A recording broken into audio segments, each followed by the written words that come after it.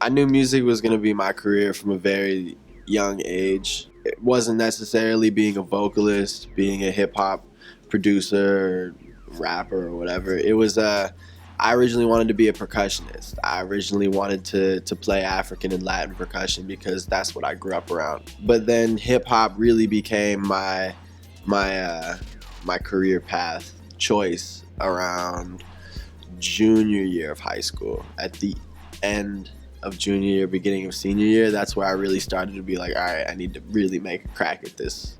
So my father is an African and Latin percussionist. So growing up, I listened to a lot of traditional African music, a lot of music from West Africa, from Ghana and Benin, Togo, things like that.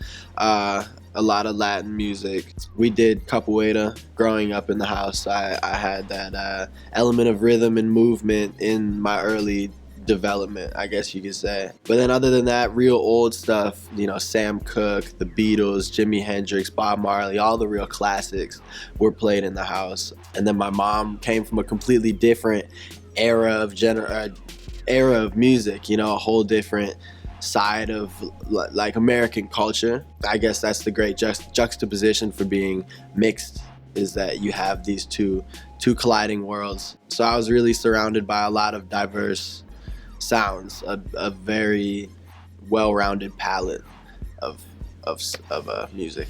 Fortunately, I came up in a very diverse household. You know, my father being you know, of African descent, and my mother being of European descent. The two cultures really found a new breeding ground for a completely new identity and a new culture for me as both.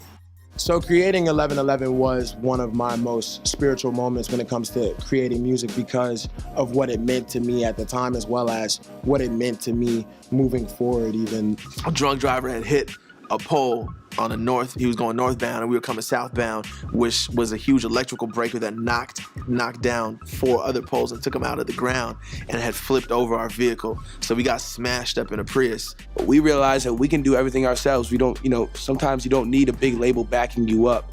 So it's good to start off on your own and to learn through trial and error and stuff like that. And literally only 10 people had access to the green room, and they're all like sitting there, you know, like all the people who have the code to the green room. So I'm just sitting there eyeing everyone like, all right, which one of you stole my computer?